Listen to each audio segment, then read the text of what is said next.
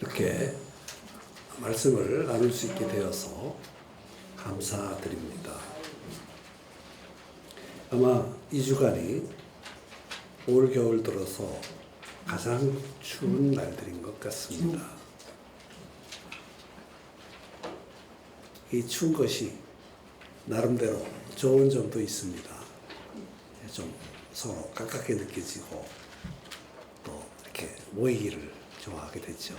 더우면 가까이 오지 마 그럴 텐데 추우니까 한 곳에 모일 수 있게 되기도 합니다. 그런 면에 있어서는 좋은 점도 없지 않습니다.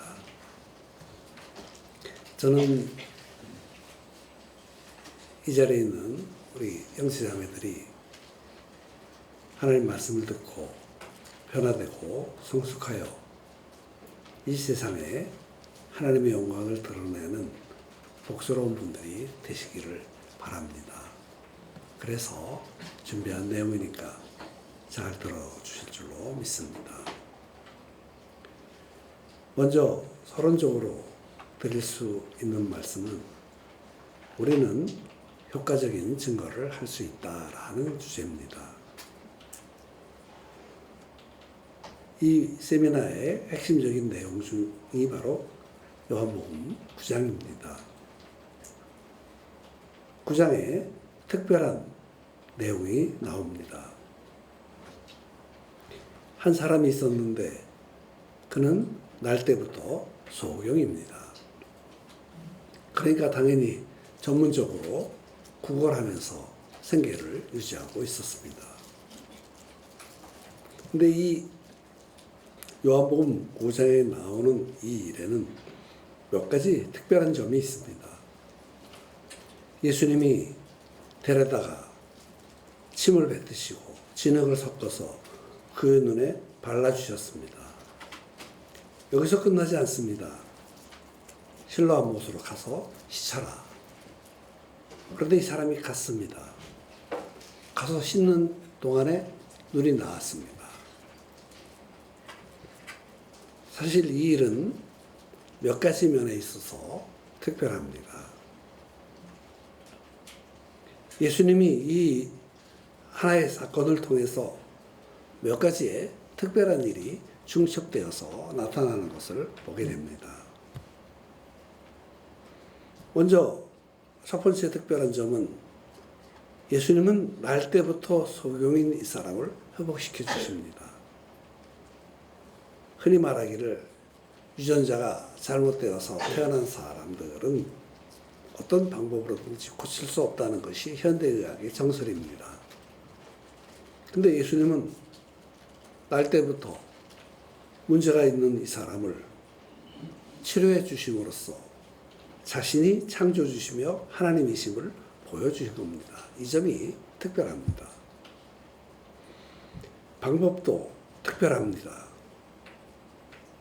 평소에는 말씀으로 죽은 자도 살려주셨는데 여기서는 침을 뱉으셔서 진흙과 섞어서 눈에 발라주심으로 회복시켜 주십니다.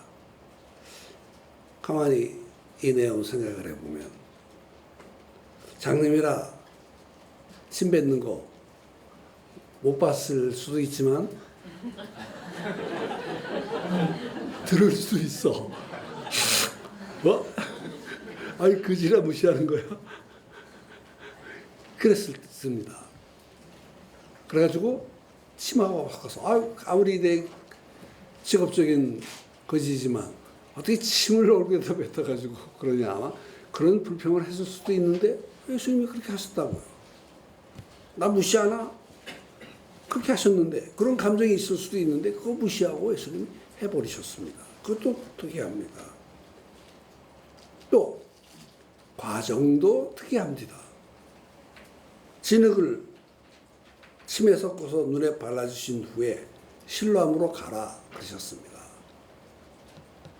거리가 어느 정도 되는지는 몰라도 눈에 진흙을 잔뜩 바르고 장님이 어기적거리면서 실로암 찾아가는 모습 그거 좀 이상해 보이지 않습니까?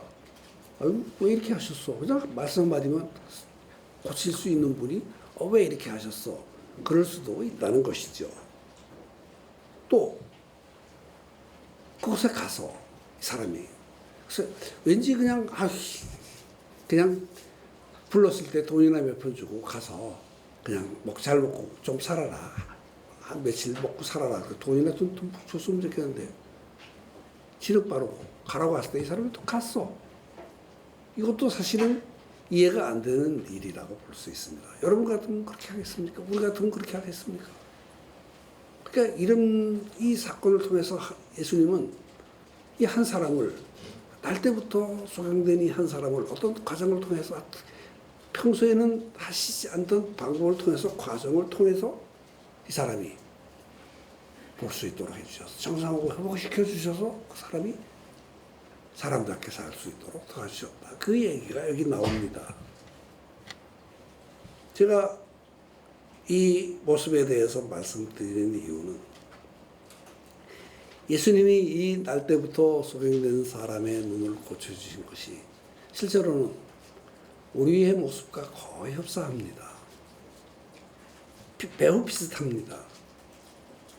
실제로 모든 사람은 태어나면서부터 무언가 문제를 가지고 있다는 점에서 비슷합니다. 그렇습니다. 우리 태어나면서부터 사실 그렇습니다. 어린아이 때는 모릅니다. 제 손녀가 있고 성장하는 모습을 옆에서 가만히 지켜봅니다. 대단히 이쁩니다. 근데 얼마나 눈치가 빠르고 또 자기중심적인지 딱 하면 싹 보고 유리한 쪽으로 딱 붙습니다. 이야, 어떻게 저렇게 하냐? 그런 생각이 듭니다. 아마 또 계속 손주, 손녀들이 나겠지만 이 사람이 사실은 태어날 때부터 문제가 있습니다. 어릴 때는 모르지만 점점 이것저것 겹치면서 이기적이고 자기중심적이고 죄성에 사로잡힌 그 죄성이 가려져 있다가 성장하면서 또 문제가 되고 아주 나이 들어서 돌아가는 이들을 보면 원망과 좌절과 증오가 사람들을 향해서 비난하고 비판하는 것이 마음에 가득해서 이 세상을 끝내는 이들이 대부분입니다. 그것입니다. 그 인간입니다. 그러니까 모든 인간은 사실은 태어나면서부터 잠재적으로 문제를 가지고 있는데 그것을 해결하지 못해서 살면 그냥 어렵게 인생을 마치게 되는 것입니다. 또 이 한 사람이 눈을 뜨는 과정 가운데서 있는 여러 가지 이해하기 어려운 과정들이 그것을 경험하게 된다는 점에 있어서도 우리하고 비슷합니다. 예수님이 저와 여러분을 향해서 이해할 수 없는 일들을 일으키셔서 그것을 통해서 예수님이 어떤 분이신지 배우고 발견할 수 있도록 해주신다는 점에 있어서도 사실은 비슷합니다. 또 적극적인 협력이 요구됩니다. 하나님이 예수님이 이 사람에게 가서 진흙을 바르죠. 가서 씻어. 그러면 돈이나 주든지 좀 말로 위로나 해주든지 그렇지 진흙 잔뜩 바르고 가서 씻으라고 하면 그거 여러분 같으면 듣겠습니까? 팔 부러졌는데 진흙 잔뜩 발라주면서 가서 씻어 그러면 아이씨 뭐하는 짓이야 이게 도대체 그러지 않겠어요? 근데 이 사람이 그거 듣는다고. 여러분 사실은 그런 점에 있어서는 아주 특별한 점이 있는 거예요. 여기에요. 저는 그래서 날 때부터 소경된 이 사람이 야 나하고 비슷하다. 내가 예수님을 알고 만나서 성장해온 그 과정하고 이 사람은 대단히 흡사하구나 그런 느낌을 받았습니다. 그래서 요한복음 9장의 말씀을 통해 우리 형제자매들이 우리 개인적이고 효과적인 증거의 하나의 모델로 삼았으면 좋겠다는 어떤 기대망을 가지고 말씀을 드립니다. 사실 효과적인 전도라고 말하는데 우리가 그리스도의 증인이 돼서 세상에 복음을 전하는 일에 있어서는 사실 3가지 정도가 필요합니다. 첫째로 개인적인 삶이 좋아야 됩니다. 마태복음 5장 16절에 보면 이같이 너희 빛을 사람 앞에 비치게 하여 그들로 너희 착한 행실을 보고 하늘에 계신 너희 아버지께 영광을 돌리게 하라. 그러니까 좀 신앙생활하는 사람이 반듯하고 깨끗이 살아서 어떻게 당신처럼 살 수 있어요? 예수 믿어서 그래요. 그런 말을 들을 수 있을 만큼 해라. 그 이야기입니다. 또 보편적인 증거도 있습니다. 씨 뿌리는 전도라고 할 수 있습니다. 조금 있는 말로 시드 소잉입니다. 열매가 얻을 것을 믿지만 그렇지 않고 그냥 뿌리는 겁니다. 예수 믿으세요. 예수 믿으세요. 그렇게 뿌리는 겁니다. 그래서 시드 소잉이라고 말합니다. 심겨서 거두면 다행이지만 심지 않아도 그냥 안 믿어도 그렇게 크게 개의치 않는 정도가 있습니다. 그걸 시드 소잉이라고 말합니다. 보편적인 증거라고 말합니다. 근데 세 번째로는 열매를 기대하면서 하는 전도가 있습니다. 이것은 하비스트 소잉이라고 말합니다. 반드시 추수하겠다는 마음을 가지고 목표를 가지고 만나서 도와주고 세워가는 그런 과정을 말합니다. 추수의 열매를 거두겠다는 의지를 품고 하는 증거를 말합니다. 디모데후서 3장 16절이 그것을 말합니다. 성경은 능히 너로 하여금 그리스도 예수 안에 있는 믿음으로 말미암아 구원에 이르는 지혜가 있게 하느니라. 성경을 말해주고 예수님을 알려주고 그분 안에 있는 구원에 대해서 소개함으로써 믿는 과정에 이를 수 있도록 도와주는 것을 말합니다. 왜 성경 공부를 합니까? 우리는 어디에 초점을 둔 사이가 하면 현실도 좀 바르게 살자 얘기도 합니다. 또 보편적으로 복음도 전하자 그런 얘기도 합니다. 근데 우리의 사역은 핵심이 어딘가 하면 하베스트 소잉에 있습니다. 그래서 성경 공부를 하는 거예요. 왜? 사람들을 만나보면 믿는 사람이나 교회 다니는 사람이나 안 다니는 사람이나 자기 나름대로 다 구원에 대해서 자기 나름대로의 생각과 기준이 있어. 그렇잖아요. 이렇게 하면 구원받지. 나 정도는 구원받았지. 나는 구원받지 못할 거야. 그렇게 자기 나름대로 내면에 가지고 있는 생각들이 있어. 내가 성경 공부해본 사람 중에서 가장 특이한 것은 뭔가 자기는 자동차만 타면 멀미를 했대. 근데 어느 날 새벽기도 가서 교회 가서 기도하고 나왔는데 그날서부터 이상하게 멀미를 안 한대. 그래서 멀미를 치료해 주시는 하나님이 내 영혼도 치료해 주시는구나. 그렇게 믿고 그 다음부터 구원의 확신을 하게 되었대. 그럼 왠지 이게 두 개의 사건이 잘 연결이 안 돼가지고 그런 기억이 나는데 또 수없이 많이 있습니다. 제가 이 말씀 드리는 이유는 사람은 자기 나름대로 이렇게 하면 구원받을 것이다. 저렇게 하면 구원받을 것이다. 저래야 된다. 이래야 된다. 하고 자기 나름대로의 내면에 감춰진 기준들이 있어. 그러니까 그런 기준들이 있을 때 어떻게 해야 되겠어요? 무엇을 해야 되겠어요? 어떤 기준을 제시를 해줘야 되겠어요?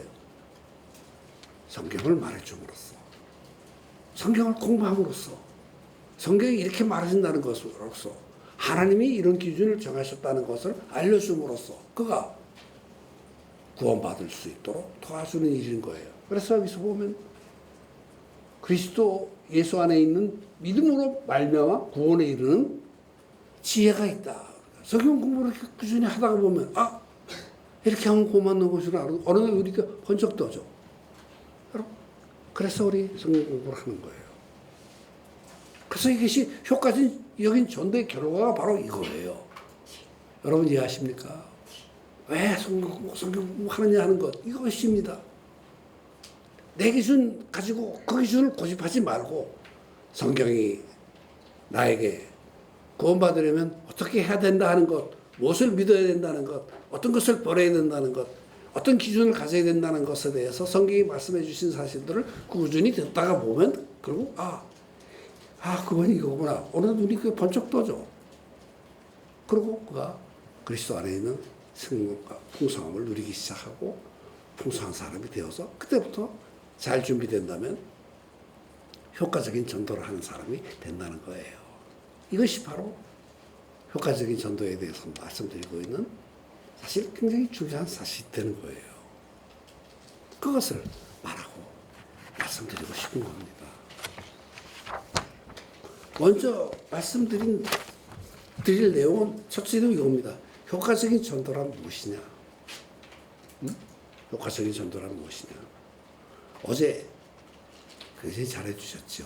저도 가만히 들으면서 대단히 잘 준비된 세미나로구나 그렇게 느꼈습니다. 또 비슷한 주제로 하기 때문에 또 살짝 반복되는 내용도 있을 것입니다. 그렇지만 저도 또 어나더 세미나 강사니까 저도 또 할 말이 있으니까 그거 살짝 이야기해서 알아서 들으시고 도움이 되셨으면 좋겠습니다.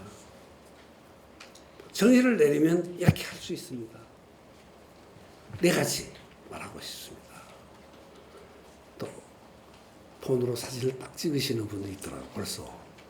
그래서 깜짝 놀라서 저거 요새는 그냥 학교 선생님들도 애들 폰 가지고 오지 마라고 하는 이유가 사진 찍어가지고 인터넷에 올려버린다고 겁줘가지고 선생님들이 겁먹는 것 같더라고. 자, 우리 같이 한번 읽어봅시다. 천천히 한번 읽어봅시다. 시작.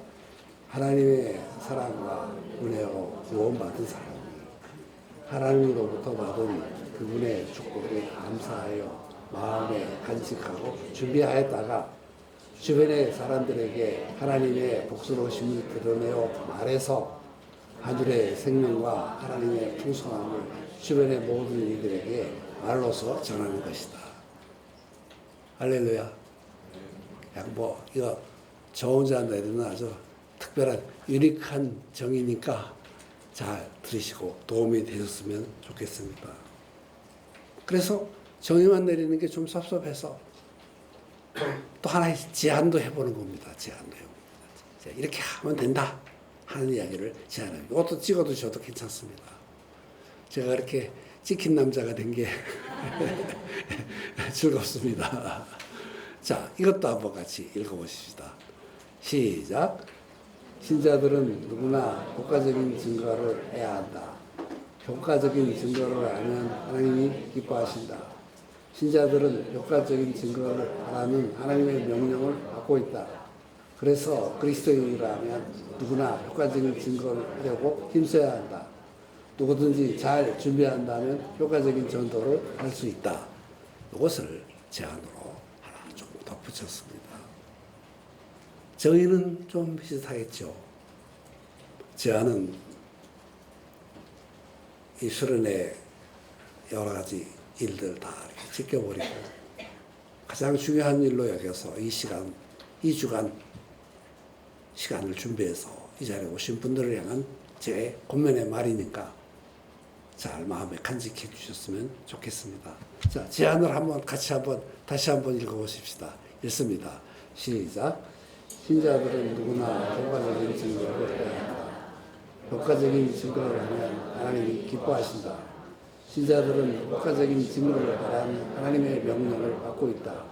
그래서 그리스도인이라면 누구나 효과적인 증거를 하려고 힘써야 한다.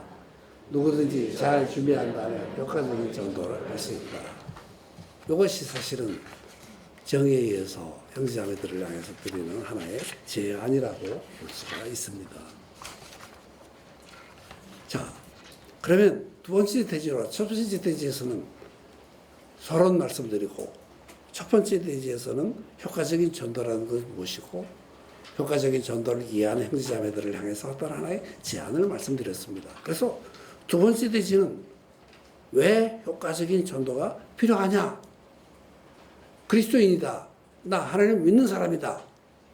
그러면 나에게 왜 효과적인 전도라는 것이 필요하냐? 그것에 대해서 몇 가지 말씀을 드리고 싶습니다. 이 세상에서 효과적인 전도를 왜 해야 되느냐? 그럴 필요가 있느냐 하는 것을 말씀드리고 싶습니다.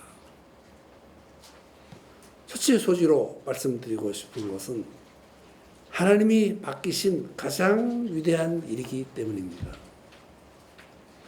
누가복음 19장 10절을 보면 인자가 온 것은 잃어버린 자를 찾아 구원하려 함이니라 하셨습니다.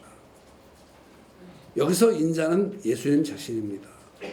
잃어버린 자는 세상 사람들입니다. 예수님이 세상 사람들을 구원하시려고 이 땅에 오셨습니다. 예수님이 이 땅에 오신 가장 중요한 일이 바로 사람들을 구원하시기 위해서 오신 것입니다. 그러니까 예수님이 생명의 복음을 사람들에게 전해서 구원받도록 하시기 위해서 이 땅에 오실 만큼 중요한 일이 바로 효과적인 전도라는 말입니다. 그렇게 중요한 일입니다. 그러니까 하나님이 신사들에게 주신 가장 위대한 일이 바로 효과적인 전도를 하는 일입니다. 여러분, 우리가 사람들에게 줄 수 있는 것이 여러 가지 있습니다. 하나님이 또 우리에게 맡겨주셔서 너도 누리지만 나눠주기도 해라. 그렇게 말씀도 하십니다. 여러 가지가 있습니다. 그러나 그 중에서 혹시 하나님으로부터 받았다고 생각하는 사람이 할 수 있는 가장 위대한 일이 뭐냐? 뭐겠어요? 예수님이 하신 일이에요. 예수님이 하나님으로서 사람들로서 이 땅에 오셔서 하신 제일 중요시 여기신 일이 뭔가 하면 복음 전해서 사람들을 구원하시는 거예요. 근데 그 일을 우리들에게 맡겨주셨어요. 그러니까 당연히 우리가 해야 될 일 중에서 하나님으로부터 받은 가장 위대한 일이 뭐라고요? 복음 전해서 영혼들을 구원하는 일인 거예요. 예수님이 오셔서 하신 바로 그 일이에요. 하나님의 생명을 산다라는 일을 하셨어요. 그만큼 중요한 일이라는 사실을 우리가 이해해야만 합니다. 두 번째로 말씀드릴 수 있는 것은 사람을 사랑하는 최고의 길이기 때문인 거예요. 사람을 사랑하는 것처럼 좋은 일은 없습니다. 여러분, 우리가 이 세상 살면서 다른 사람들에게 사랑을 베푸는 일이 우리가 할 수 있는 가장 좋은 일이에요. 그리고 내가 사람을 사랑하고 좋아하면 뭔가 이렇게 주고 싶고 아이스크림도 사주고 싶고 밥도 이렇게 좀 더 주고 싶고 또 좋은 말도 해주고 싶고 뭔가 이렇게 좋게 편하고 싶어요. 그거 굉장히 훌륭한 일입니다. 저는 그래서 세상에서 제일 좋은 거는 사람이 사람을 좋아하고 사랑하는 일이구나 그렇게 생각하고 있습니다.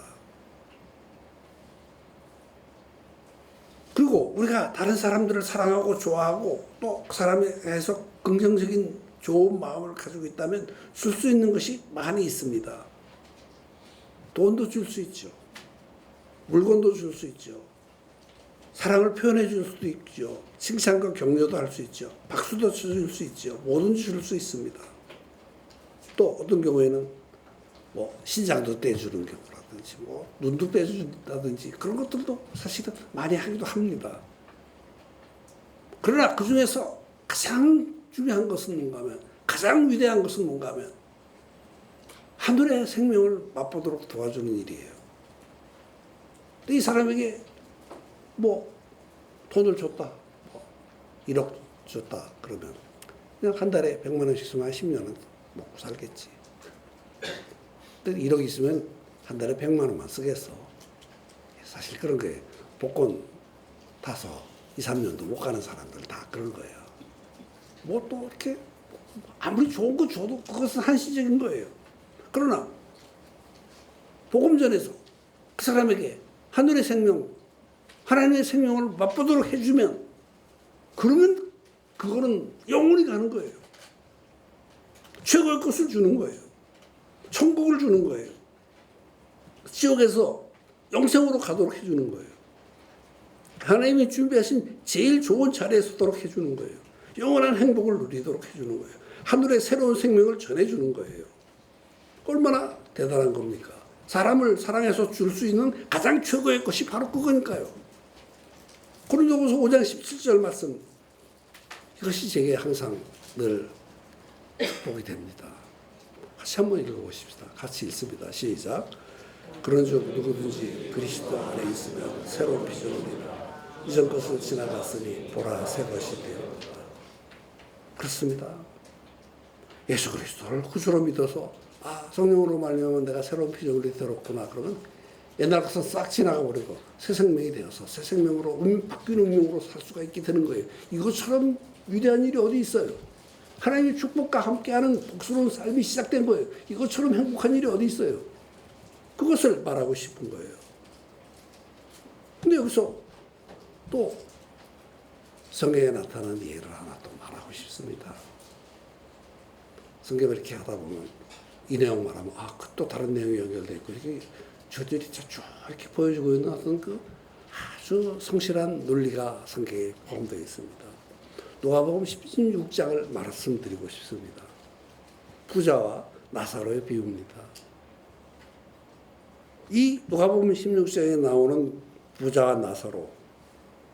근데 부자는 죽어서 지옥 가고 거지 나사로는 죽어서 천국 갔어요.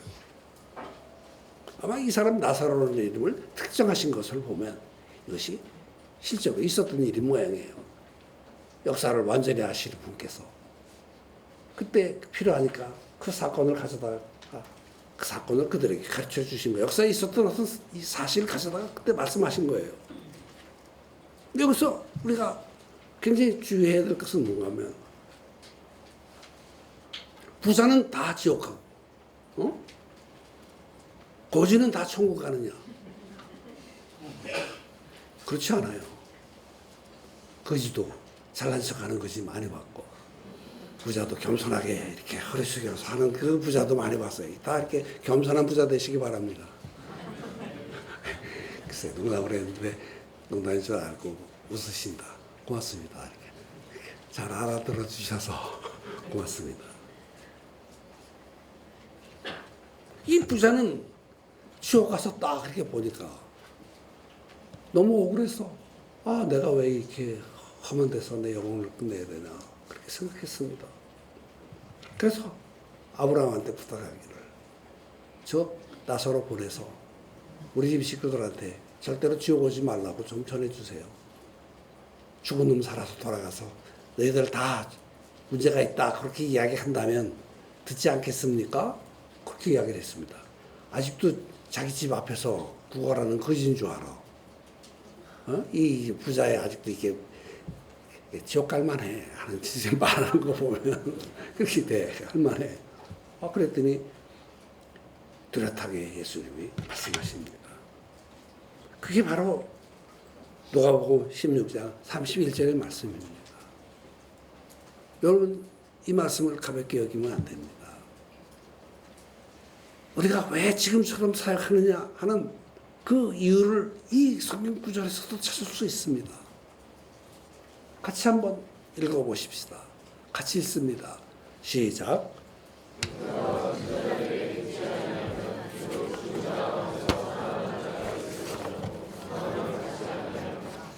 예. 부자라고 다 지옥 가거나 거지라고 다 천국 가는 것이 아니라 핵심은 어디에 있다?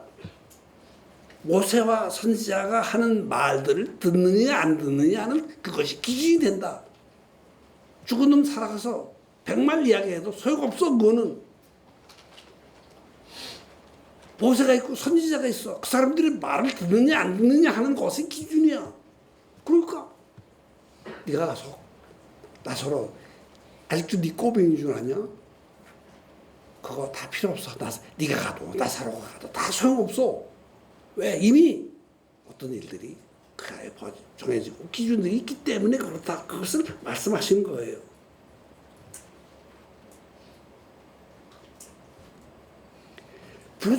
부자라도 모세와 선지자의 말을 들으면 천국 간다. 거지라도 모세와 선지자들의 말을 듣지 않으면 지옥 간다. 라는 말씀인 것입니다. 좀 우리가 이해할 수 있는 말로서 이것을 봐야 된다면 이런 표현이 되는 거죠. 성경 말씀을 알려주어도 듣고 믿지 아니하면 천국은 꿈도 꾸지 마라. 그런 이야기를 하시는 것입니다. 우리가 성경 공부를 그렇게나 강조하고 중시하는 이유가 여기에 있습니다. 성경을 펴서 전하는 내용을 듣고 받아들이면 우리 함께 다 천국 갈 겁니다. 그렇게 하십시다. 그러나 듣지 않으면 아무리 많이 알고 있고 아무리 많이 가지고 있어도 아무리 높은 위치에 있었다 할지라도 지옥에 갈 수도 있다는 사실을 성경은 우리들에게 경고하고 계시는 것입니다. 세 번째로 말씀드리고 싶은 것은 효과적인 전도를 해야 되는 이유가 하나님의 인정을 받는 최상의 길이기 때문입니다. 전도는 하나님이 우리에게 맡겨주신 가장 중요한 일이고 사람을 사랑하는 최고의 방법이기 때문에 하나님이 특별히 칭찬하십니다. 어떤 자들을 인정하시고 도와주시고 빛나게 하십니까? 다니엘서 12장 3절의 말씀을 보면 지혜 있는 자는 공창의 빛과 같이 빛날 것이요 많은 사람을 옳은 대로 돌아오게 한 자는 별과 같이 영원토록 빛나리라 그러셨습니다. 많은 사람을 옳은 대로 돌아오게 하는 자는 하나님을 떠나서 죄의 길에 가던 사람에게 옳은 길을 보여주어서 돌이키게 하고 하나님을 믿도록 만드는 일을 하는 사람들은 별처럼 영원히 빛날 것이다. 그것을 말씀하고 계시는 것입니다. 이것을 마음속에 한다면 우리 자신도 잘 믿고 영혼 구원에 조금 더 힘쓸 수 있도록 될 것입니다. 우리 앞에 있는 역사가 그것을 말하고 증명하고 있습니다. 복스러우심을 깊이 누리는 분들이 되시기를 바랍니다. 네 번째, 마지막이 되겠습니다. 효과적인 전도를 해야 되는 이유의 네 번째로는 자기 자신을 위해서도 가장 좋은 일입니다. 이것은 하늘에 하나님의 복이 나에게 머물러 있도록 만드는 가장 좋은 방법 중 하나가 효과적인 전도를 하려고 많이 힘쓰고 마음을 품을 때 그것이 커서 나를 풍성하게 만드는 복스러운 결과를 가져오게 된다는 것입니다. 골로새서 1장 28절 29절의 말씀을 보십시오. 같이 읽겠습니다. 시작. 우리가 그를 전파하여 각 사람을 권하고 모든 지혜로 각 사람을 가르치는 각 사람을 그리스도 안에서 완전한 자로 세우려 함이니 이를 위하여 나도 내 속에서 역사하신 이의 역사를 따라 힘을 다하여 수고하노라. 각 사람을 전파하고 각 사람에게 전파하고 권하고 가르칠 때 각 사람을 세우려고 할 때 전도하고 양육을 할 때 누가 함께 하셔요? 29절의 말씀. 내 속에서 능력으로 역사하신 이의 역사를 경험하게 된다는 것입니다. 바울이 사람들에게 복음을 전파하고 권하고 가르치고 세울 때 성령이 함께 하셔서 그와 함께 일하셨습니다. 그러니까 자기가 알고 있는 진리를 다른 이들에게 나눠줄 때 성령이 그에게 은혜를 주셨다는 것입니다. 형제자매 여러분, 이것은 영적인 일에 있어서 대단히 중요한 원리가 됩니다.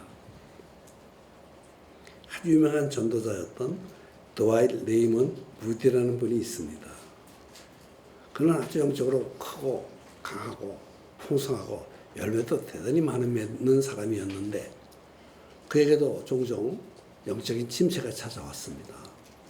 그래서 늘 어떤 때 영적인 침체가 기도도 하고 성경도 읽고 방법을 많이 했는데 영적 침체에서 벗어날 수가 없었어. 그래서 성령께 기도할 때 문득 지혜가 하나 떠올랐습니다. 그것은 뭔가 하면 십적 전도지를 들고 현장에 나가서 사람들에게 전도지를 나눠주면서 예수님에 대해서 권하기 시작한 것입니다. 그리고 성실하게 그 일을 그치지 않고 꾸준히 했을 때 하나님의 복스러운 은혜가 함께 하셔서 그가 깊은 영적 침체 수렁에서 벗어날 수 있었다. 그런 간증을 말하고 있습니다. 이것은 우리가 복음을 전하는 일이나 그렇지 않은 일에 있어서 대단히 중요한 원리가 됩니다. 이런 원리가 달란트의 비유, 문화의 비유에도 나옵니다. 거기에 나타난 결과도 나옵니다. 마태복음 25장 29절에 보면 탤런트의 비유 가운데에서 그 예수님이 마지막에 하신 말씀이 있습니다. 누가복음 19장 26절에는 문화의 비유 가운데에서 하신 말씀이 있습니다. 자, 먼저 마태복음 25장 29절 탤런트의 비유의 결과에 대해서 말하고 싶습니다. 같이 읽어봅시다. 시작. 무릇 있는 자는 받아 풍족하게 되고 없는 자는 그 있는 것까지 빼앗기리라. 이것은 탤런트 비유 가운데 마지막에 하신 예수님의 말씀입니다.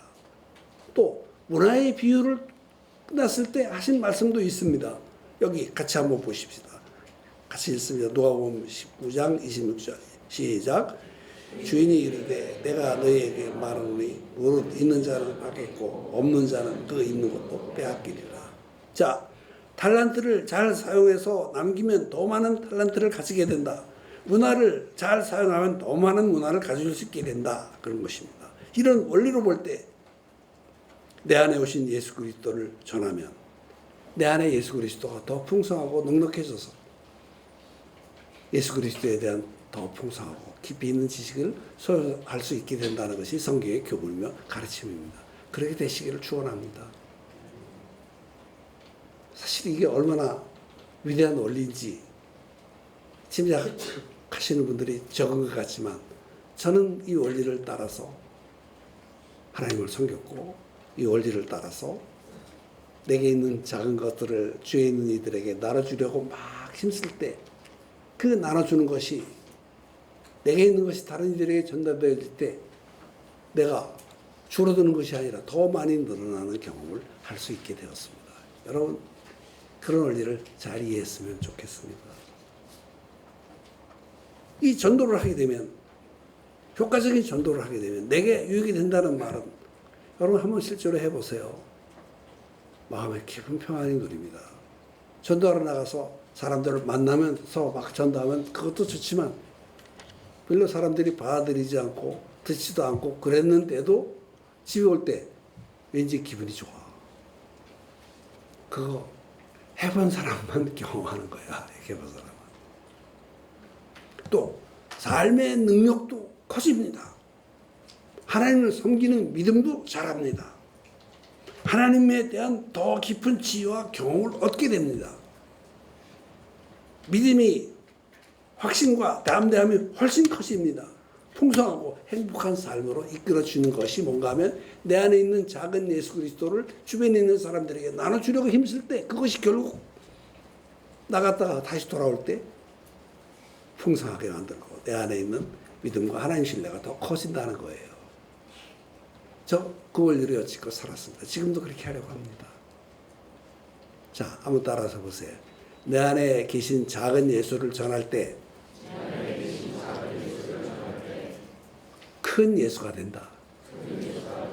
예, 예수님에 대한 지식과 경험이 작더라도 그것을 순종하고 나가서 효과적인 전도를 하려고 막 힘쓰면 내 안에서 그 예수님이 더 커져서 나를 더 많이 도와주시고 풍성한 분이 되어진다는 사실을 성경이 가르쳐주고 계시는 것입니다. 세 번째로 드리고 싶은 말이 있습니다. 효과적인 전도란 무엇이며 왜 증거를 해야 되는지에 대해서 네 가지로 말씀드렸습니다. 세 번째 대지로 말씀드리고 싶은 것은 효과적인 전도를 하기 위해서 무엇을 준비해야 되느냐 하는 것을 말하고 싶습니다. 준비해야 할 것들이 있습니다. 무엇을 준비해야 할까요? 첫째로 하나님을 사랑하는 마음을 준비해야 됩니다. 하나님이 나를 사랑하셨기에 그 사랑에 대한 반응으로 복음을 전하는 것입니다. 하나님의 복스러움에 함께 하시기 바랍니다. 그러니까 너 왜 전도하냐? 하나님 사랑하기 때문에 전합니다. 그렇게 하는 것이 정답이라는 것이죠. 에베소서 2장을 보면 그 내용이 잘 나옵니다. 4절 5절을 같이 한번 읽어보십시다. 시작. 긍휼이 풍성하신 하나님이 우리를 사랑하신 그 큰 사랑을 인하여 허물로 죽은 우리를 그리스도와 함께 살리셨고 너희가 은혜로 구원을 받은 것이라. 하나님은 긍휼이 풍성하십니다. 그래서 나를 사랑하셨습니다. 효과적인 전도는 여기서부터 시작하는 것입니다. 내가 하나님의 사랑을 받았다는 자각의식에서 시작하는 것입니다. 자신을 돌아보십시오. 내가 받은 은혜를 생각해 보십시오. 하나님으로부터 받은 사랑을 생각해 보십시오.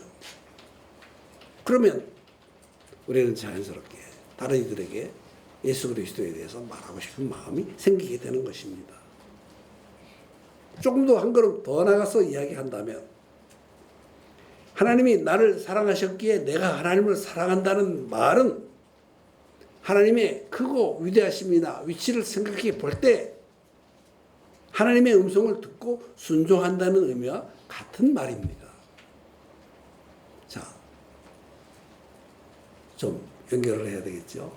하나님을 사랑한다는 말은 따라서 해보세요. 하나님이 나를 사랑하셨습니다. 나도 하나님을 사랑합니다. 네. 내가 하나님을 사랑한다는 말은 하나님이 어떤 분이시라는 것을 생각해 볼 때 하나님의 음성을 듣고 순종한다는 의미를 말하는 것입니다. 자, 따라서 해보세요. 하나님의 사랑은 순종하는 것이다. 예, 그렇게 생각하시면 정확하게 이해할 수가 있습니다. 하나님이 우리에게 주신 이 사랑을 통해서 하나님 자신의 뜻을 세상에 전하라는 말씀을 하고 계십니다. 너 나 사랑한다면 나가서 복음을 전하라. 그렇게 말씀하시는 거예요. 에베소 2장 4절 5절에 의해서 나타나는 2장 7절에 그 사실을 우리들에게 지정해서 특별하게 말씀하고 계세요. 그것을 이해를 해야 돼요. 전도는 어디서부터 시작하느냐? 하나님을 사랑하는 데서 시작하는 거예요. 여기 2장 7절을 한번 같이 읽어보십시다. 같이 읽습니다. 시작. 이는 그리스도 예수 안에서 우리에게 자비하심으로써 그 은혜의 지극히 풍성함을 오는 여러 세대에 나타내려 하심이라 하는 것입니다. 말씀에 에베소서 2장 4절 5절과 7절의 말씀을 정리한다면 이런 것이죠. 내가 너를 사랑해 주었다. 너도 나를 사랑해야 된다. 그러면 네가 나한테 받은 사랑을 여러 세대에다가 말하는 것, 다른 사람들에게 말하는 것이 내가 너에게 기대하는 바다. 그렇게 말씀하신 것입니다. 이 내용이 그것을 우리들에게 말씀하고 계시는 것입니다. 그러니까 결국은 어떤 거라고요? 하나님이 나를 사랑하셨다는 그 사실서부터 시작해서 효과적인 전도를 하려고 자신을 준비해야 된다는 것이 하나님의 마음이며 가르침인 것입니다. 하나님의 목소리가 이런 교훈과 가르침들을 잘 이해하는 그런 분들이 되시기를 바랍니다. 두 번째로 준비해야 될 것은 무엇인가 하면 개인 간증을 준비해야 합니다. 다른 이들에게 나 개인적인 경험을 말해주는 것입니다. 내가 받은 구원과 변화를 긍정적이고 적극적인 내 상태를 다른 이들에게 말해주는 것입니다. 요한복음 9장에 나타나는 날 때부터 소경이었던 사람이 경험과 같이 말하면 됩니다. 그가 다른 이들이 와서 물어봤습니다. 너 어떻게 됐냐? 너 거지 아니었어? 맞습니다. 거지였습니다. 또 어떻게 된 거야? 어떻게 보게 되었어? 그랬을 때 이 소경이었던 사람이 뚜렷하게 자신의 모습을 말합니다. 요한복음 9장 25절이 그것을 말하고 있습니다. 같이 읽습니다. 시작. 한 가지 아는 것은 내가 맹인으로 있다가 지금 보는 그것입니다. 당신들이 뭐라고 말하지 나 하나도 못 알아듣겠어. 근데 이거 하나 말은 뚜렷하게 말할 수 있어. 나 태어날 때서도 장님이었어. 근데 그 사람 만나서 그 사람이 나한테 이렇게 해서 가서 그렇게 했더니 나 보게 되었어. 지금 봐. 나 그게 내 경험이야. 다른 소리 하지 마. 나 다른 건 다 몰라. 근데 소경으로 태어났었어. 근데 지금 그 사람 만나고 예수 잘하는 사람 만나서 어떻게 되었다고? 보게 되었어.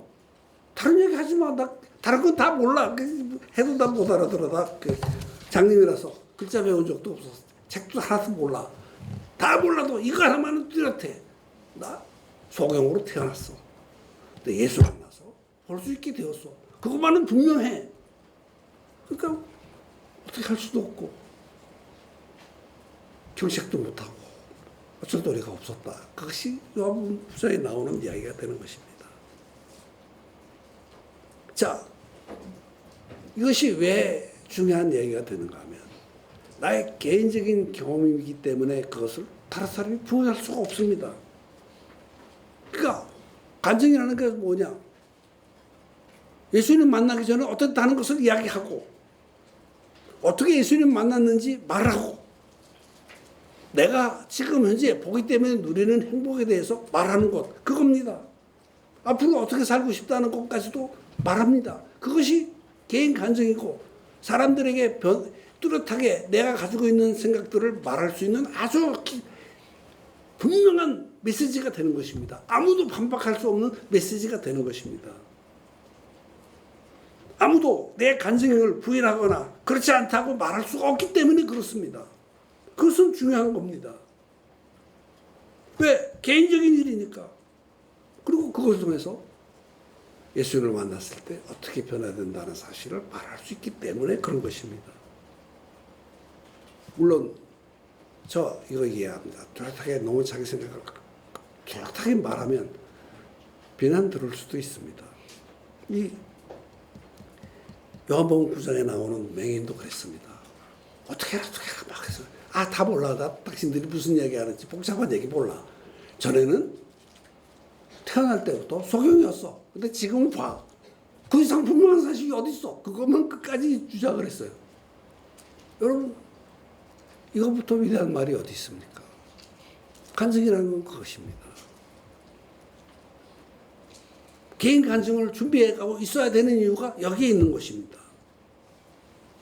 주변에 비난이 있을 수도 있습니다. 그러나 그때도 강하고 담대하게 내가 한 경험을 말할 수 있어야 됩니다. 그것이 효과적인 전도의 가장 기본적인 기준이 됩니다. 그리고 그것을 말하면 주에 있는 이들이 나를 그리스도인으로 여겨줍니다. 그리고 진지하게 대해줍니다. 무슨 신자들은 술 한 잔씩 다 하더라. 그런 얘기 안 합니다. 그렇게 되면 뚜렷하게 날이 됐었는데 이렇게 공부하다 지금 공부하다 그렇게 뚜렷하게 말하면 이제 그리스도인들도 바람 피고 점집 다니고 그런다던데 그런 얘기 못 합니다. 왜? 구원받았는데 나한테 그런 얘기를 못 합니다. 왜? 내 안에 있는 뚜렷한 영성이 드러나서 그걸 팍 갈겨버렸어. 그러니까 그는 나에게 상식에 벗어난 그리스도인의 범죄에서 벗어난 일을 해라 이렇게 말을 못합니다. 비난은 들을 수 있지만 뚜렷하게 그것을 말할 수 있어야 됩니다. 세 번째로 준비해야 될 것은 뭔가 할 말을 미리 준비하고 있어야 합니다. 효과적인 전도를 할 때 내가 전하는 사람이 나에게 할 수 있는 질문에 대해서 미리 준비해서 나가야 된다는 것입니다. 미리 준비하고 있다가 상대방이 질문할 때 거기에 맞춰서 이야기하는 준비를 내가 해야 된다는 것입니다. 여기 베드로전서 3장 15절 한번 같이 보십시다. 번호 붙이고 별도 붙이고 그랬습니다. 같이 한번 읽어보십시다. 시작. 너희 마음에 그리스도를 주로 삼아 거룩하게 하고 너희 속에 있는 소망에 관한 이유를 묻는 자에게는 대답할 것을 항상 준비하되 온유와 두려움으로 하고. 본문의 의미는 무엇입니까? 너 예수 믿었냐? 예수님이 주님이신 것을 믿느냐? 다른 이들에게 예수 그리스도에 대해서 말하고 싶으냐? 그러면 너 왜 다른 사람들이 너에게 할 수 있는 질문들이 있다. 그리고 그 질문들에 대해서 미리 준비하고 있어야 된다. 그 말입니다. 다른 이들에게 복음을 전할 때 받을 수 있는 질문들을 예상하고 그 예상에 대해서 대답들을 준비하고 있다가 말할 수 있어야 된다 하는 것입니다. 여기서 이 본문 생각하다 보면 온유와 두려움으로 하라 그랬습니다. 이거 왜 붙었을까? 가만히 생각해 보니까 이 온유라는 거 두 개, 온유와 두려움인데 이 두 가지를 한번 생각하고, 온유는 부드러움이죠. 왜 이 말씀을 하시나 생각해 봤더니 사람들이 내가 믿는다는 사실에 대해서 우리 믿음을 비난하고 공격적인 말을 하는 사람들이 있을 수가 있기 때문에 그런 거예요. 실제로 그래요. 친구들도 이제 교회 다니다가 어느 날 하나님을 믿고 만나게 되었어. 그랬더니 친구들이 놀리더라고. 이건성이 너 막 비난하고 욕하고 막 그러더라고. 같이 화를 내. 이제는 알았지만 없이 기분이 나빴습니다. 또 우리 부모님들도, 우리 아버지도 자기도 6.25 전에 교회 다녔었다 그러면서 다 그 사람들 다 그냥 돈만 알고 헌금만 하라고 그러다 그러고, 너도 그 사람들하고 한 통속 되고 싶으냐 그랬었냐, 막 그냥 온갖 여러 가지 말을 쏟아부어서 말도 못하고 있었습니다.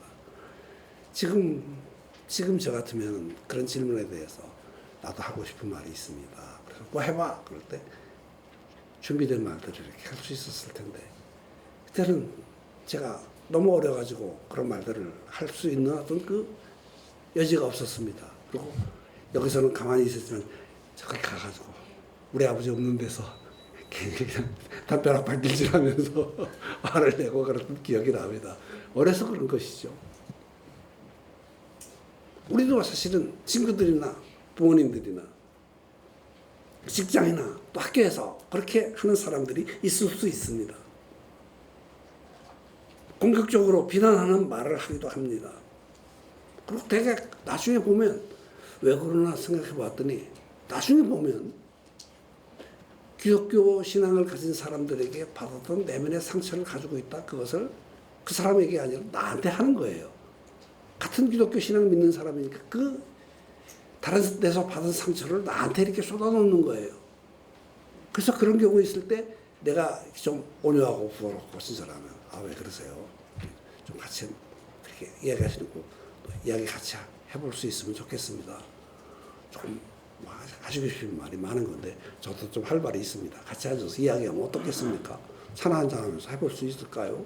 그렇게 부드럽게 이야기하고 말하면 되는데, 저는 20대였기 때문에 그것을 이렇게 말할 수 있는 그 여유와 정신적인 지혜와 또 그들에게 내 자신을 변정해서 뚜렷하게 말할 수 있는 그 지식이 없었기 때문에 그 말을 못했어요. 그래서 지금 우리 그리스도인들이 예수를 믿고 구원받았을 때, 믿지 않는 사람들이 공격할 때, 또 믿는 부모들도 믿지 않는 부모들도 그렇게 해가지고 살겠냐, 돈 갖다 다 교회다 바치느냐, 그런 얘기 하시는 분들이 있지만, 믿는 부모들도 왜 내가 원하는 교회 안 다니고 그 교회 다니냐, 그렇게 해가지고 또 많이 이렇게 이야기를 또 해요. 그럴 때 우리의 간증을 편안하게 이야기해 줌으로써 내가 믿는 믿음이 왜 그렇게 해서는 안 되는지, 그 교회가 오니까 형들도 다 성실하고요, 공부도 다 깨끗게 하고요, 직장도 좋은 데 다니고요, 그리고 나도 형이나 언니들처럼 성실한 생에 살고 싶다는 그런 간증을 미리 준비하고 있다가 말하면 거절할 이유가 없는 거예요. 알아듣게 이야기하면 되는 거예요. 근데 그거를 못하기 때문에 관계가 깨어져가지고 다시는 얼굴 보나 안 본다, 그렇게 화가 나서 깨진 관계로 우리 생애를 지나갈 수가 있게 된다는 사실을 기억해야 돼요. 그러니까 어떻게 해야 된다? 온유함으로 해야 된다. 그것을 성경이 말하고 있는 거예요. 여러분, 제가 제 자신의 예를 들어서 말씀드렸는데 잘 이해하실 수 있죠? 굉장히 중요한 원리입니다. 그래서 지금은 와서 그냥 속상하면 이야기를 하면 같이 이야기 듣기도 하고 이야기도 하고 성경도 말하고 가서 이렇게 표현하면 어떻겠느냐 하는 그런 얘기, 그리고 또 미리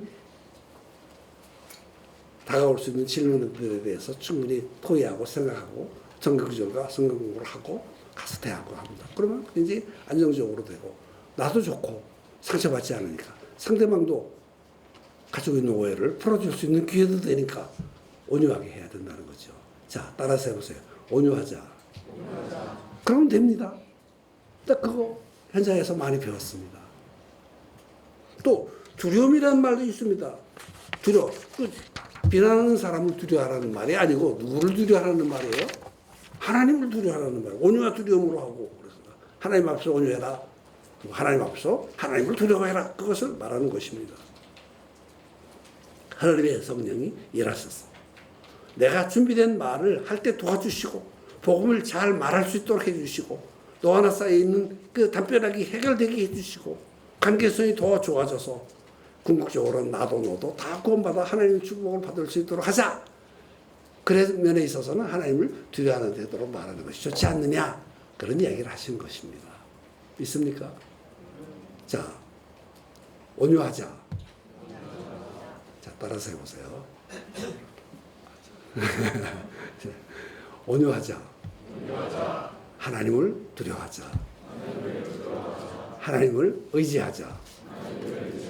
그런 분들이 되시기를 바랍니다. 자, 네 번째로 준비해야 될 것은 뭔가 하면 굳건한 마음의 태도가 필요합니다. 아주 실질적인 이야기인데요. 우리가 복음을 이야기하면 듣고 믿으면 좋지만 사람들의 마음이 거칠고 악해서 믿지 않는 경우가 많습니다. 사람들은 복음의 부정적인 태도를 보일 것입니다. 사실은 이런 면으로 생각해 본다고 하면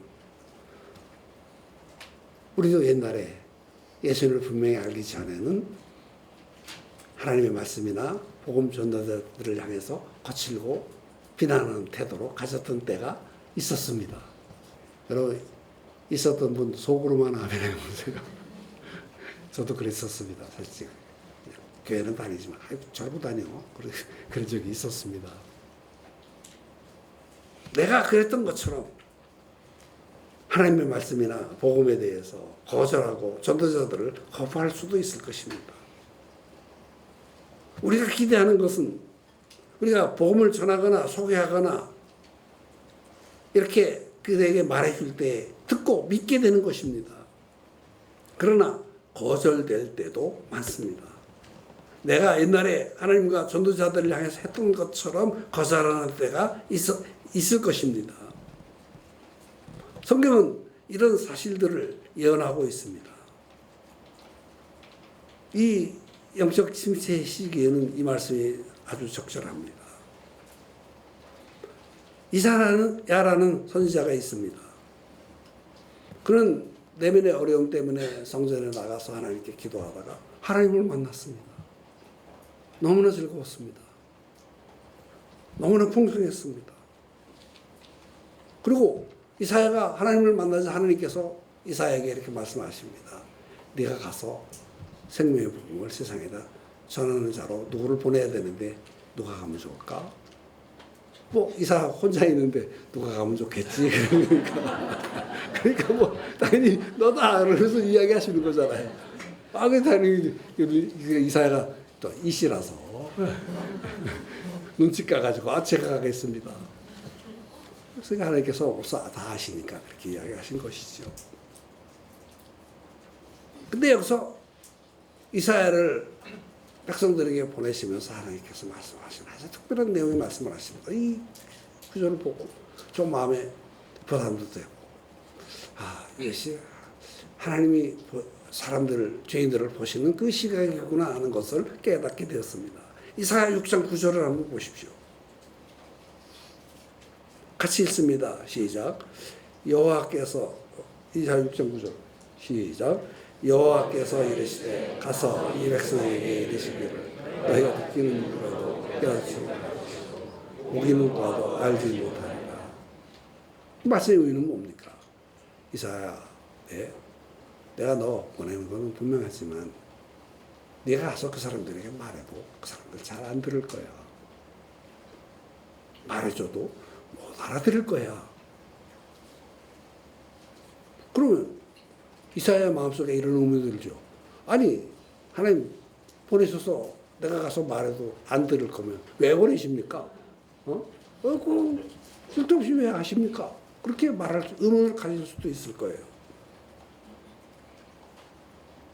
하나님께서 그 이사야의 그 마음속에 있는 의문을 향해서 이렇게 말씀하십니다. 그것이 13절에 있습니다. 같이 한번 읽어보겠습니다. 시작.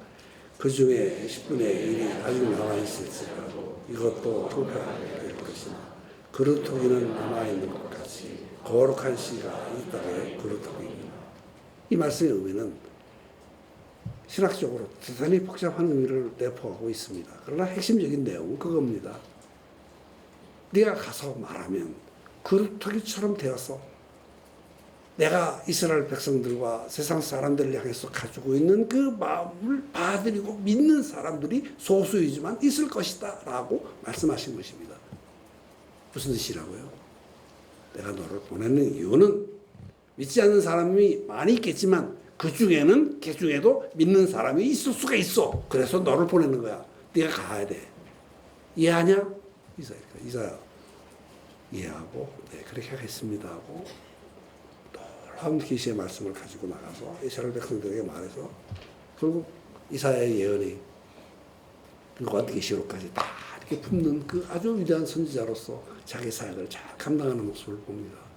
이사야서 후반부를 보게 되면 거기에 나타나는 그 하나님의 은혜와 풍성함에 대해서 너무너무 많이 말하고 있고 그 이사야의 바람대로 저와 여러분이 믿고 그루터기가 됐습니다. 저도 그루터기고 우리 형제자매들도 그런 줄 믿습니다. 하나님의 복스러움이 함께 하시기 바랍니다.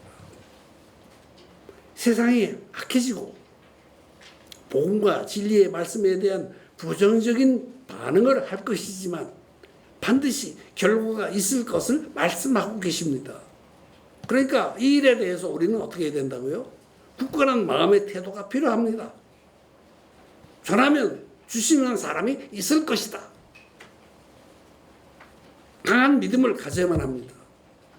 그리고 복음을 전하려는 굳건하고 견고한 마음을 품어야 됩니다. 이사야 같은 마음을 품고 나가서 이 복음을 말할 때 하나님의 복수함이 함께 하실 줄로 믿습니다. 이 자리에 있는 우리 사랑하는 형제자매들도 복음을 듣고 이 자리까지 오게 되었습니다. 복스러움이 풍성한 결과를 낼 줄 믿습니다. 거절하는 사람이 있을 수도 있지만 하나님이 신실하셔서 복스럽게 우리들에게 사람을 주셔서 그루터기와 같은 사람들이 남아서 하나님의 영광과 복스러움을 드러내는 소중한 결과가 있을 것으로 믿습니다. 네 번째로는 그러면 효과적인 전도는 어떻게 하는 것이냐 하는 것에 대해서 말씀드리겠습니다. 시간이 어떻게 됐나? 그렇구나. 예. 짧게 말씀드리려고 합니다. 어제 제가 들었을 때 강사 세미나 하신 분이 방법론에 대해서 잘 말씀해 주셨는데 간단하게 정리하고 오늘 내용을 마치려고 합니다. 첫째로는 효과적인 전도를 하려면 첫 번째로는 하나님의 명령과 약속을 믿으십시오. 하나님이 나를 구원하셔서 나를 통해서 전도의 열매를 맺으실 것을 믿으시기 바랍니다. 마태복음 4장 9절을 보면 말씀하시되 나를 따라오너라 내가 너희를 사람을 낚는 어부가 되게 하리라 하시니 하셨습니다. 예수님이 약속하셨습니다. 나를 믿고 따르면 사람을 낚을 수 있을 것이다 라고 하셨습니다. 이 사실을 믿으시길 바랍니다.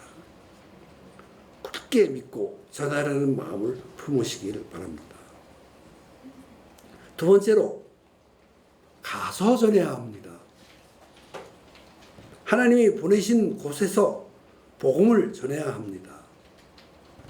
사도행전 8장 4절과 26절을 보면 초대교회에 핍박이 나왔을 때 두루 다니며 복음의 말씀을 전했습니다. 또 8장 26절에는 빌립 집사가 하나님의 인도하심을 따라서 가사에서 광야에서 생명의 복음을 전했습니다. 그 두 구절을 한번 읽어 보십시다. 같이 읽습니다. 시작. 그 흩어진 사람들이 두루다니며 복음의 말씀을 전할세 주의 사자가 빌립에게 말하여 이르되 일어나서 남쪽으로 향하여 예루살렘으로 가서 그 길은 광야라. 자, 이 예루살렘 성도들과 빌립 집사의 경우를 통해서 볼 수 있는 것은 뭔가 하면 하나님께서는 어떤 사람들을 어느 곳에 보내셔서 그곳에서 복음을 전하게 하시고 열매 맺도록 하신다는 것입니다. 우리 이 말씀을 가지고 와 보십시오. 우리가 전할 곳은 어디입니까? 저는 이렇게 확신합니다. 내가 있는 곳이 내가 복음을 전할 장소입니다. 내 가정, 주변의 가정들에게 복음을 전하는 것이 하나님의 뜻입니다. 내가 다니는 학교가 내가 복음을 전할 곳입니다. 내가 다니는 직장이 내가 복음을 전할 곳입니다. 그러려면 여러분 어떻게 해야 됩니까? 두 가지를 잘하면 됩니다. 하나는 내게 주어진 일을 성실하게 잘해야 합니다. 학생이면 열심히 공부해서 공부 잘하게 되면 주변에 있는 이들을 도와서 그들도 예수님을 찾게 되고 찾을 때 예수님에 대해서 소개할 수 있는 기회들이 주어집니다. 직장생활도 직장에서 성실하게 직장 상사의 말에 잘 순종하고 따르고 열심히 하면 그 결과로서 복음을 전할 수 있는 기회가 준비되게 됩니다. 그렇게 되었으면 좋겠습니다. 세 번째로 전하는 방법은 뭔가 하면 개인적인 간증을 시작하는 것입니다. 요한복음 9장 말씀을 드렸었죠. 요한복음 9장 25절을 보면 같이 읽습니다. 시작. 대답하되 그가 죄인인지 내가 알지 못하나. 네. 내가 예수를 믿기 전에는 이랬었는데 예수를 믿고는 이렇게 변했다라는 사실을 말할 수 있어야 합니다. 그것이 우리 복음 전도의 시작이 됩니다. 어떻게 그렇게 되었대? 뭘 믿어서 그때 천천히 예수님에 대해서 소개를 해주면 됩니다. 네 번째로 방법론은 기도하는 것입니다. 말씀드리듯이 기도는 두 가지가 필요합니다. 내가 직장인이면 직장생활을 성실하게 잘할 수 있도록 기도합시다. 그렇게 해야 됩니다. 직장생활을 잘못하고 어떤 경우 이런 경우도 봤어요. 직장생활하고 전도만 했어. 그랬더니 부르더래. 왜? 야, 너 전도하러 왔어? 일하러 왔어. 그래서 할 말을 잊어버렸다. 그러니까 직장생활을 성실해요. 학생 같으면 열심히 공부를 잘할 수 있도록 기도해야 됩니다. 가정주부 같으면 가정에서 자기에게 주어진 일을 잘할 수 있도록 해야 됩니다. 또 살림으로서 주변에 있는 이들을 도와줄 수 있고 그런 기회에 복음을 전할 수 있으면 좋겠습니다. 그것이 첫 번째 기도입니다. 두 번째 기도는 뭐겠어요?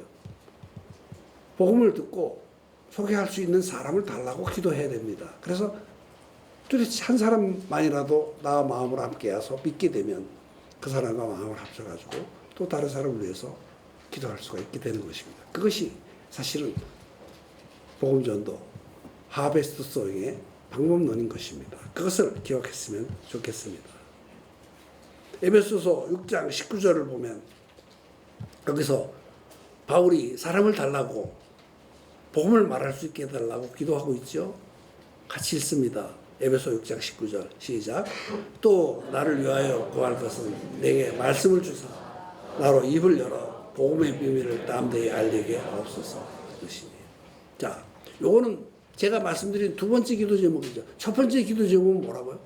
내 앞에 주어진 일을 잘할 수 있는 사람이 되도록 요셉처럼 되도록 기도하고 그렇게 되었을 때 그에게 복음을 전할 수 있는 기회가 열렸을 때 바울의 기도가 먹히게 되는 것입니다.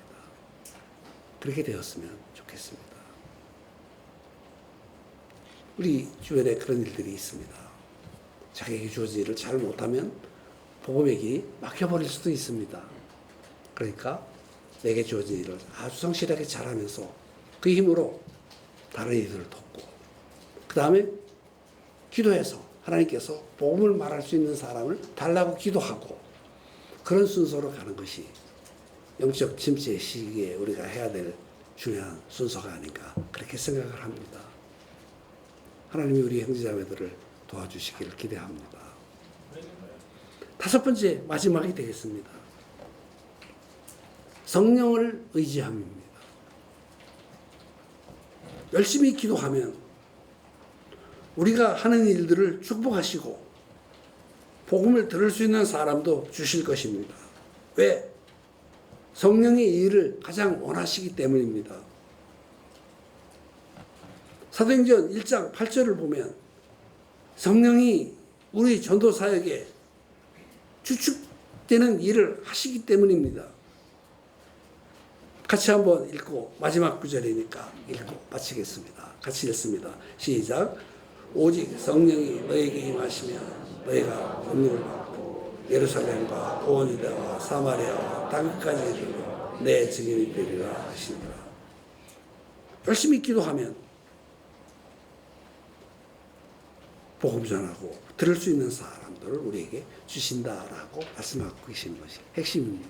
그리고 지금 이 시대는 영적 침체 시기이기 때문에 내게 주어진 일이 무엇인지 그것을 먼저 놓고 성령님 제가 복음을 전하려면 내게 주어진 일을 잘해야만 합니다. 요셉처럼 해야만 합니다. 그리고 나서 그 다음에 주변에 혹시 제가 후원할 사람이 있으면 도와주시고 발견하게 해주셔서 그들에게도 복음을 말할 수 있도록 도와주시길 바랍니다. 그런 기도가 이 시대에 우리가 해야 될 기도고 그런 기도를 성령님이 도와주신다고 믿습니다. 성령의 복스러움이 우리 모든 형제자매들을 위해 함께 하시길 바랍니다. 성령님은 우리를 도우시고 인도해 주십니다. 위대한 능력으로 우리를 축복해 주십니다. 그러나 그것을 경험해야만 합니다. 복스러우심이 함께 하시고 축복해 주시기를 예수님의 이름으로 축원합니다. 자, 적용에 대해서 말씀드리면 오늘의 세미나를 통해서 효과적인 전도에 대해서 배운 것은 무엇인지 정리해 보십시오. 2025년에 효과적인 증인이 되기 위해서 무엇을 준비할 것인지 실천 계획을 세워 보십시오. 한 5분 정도 시간 드릴 테니까 정리해 보시면 좋겠습니다.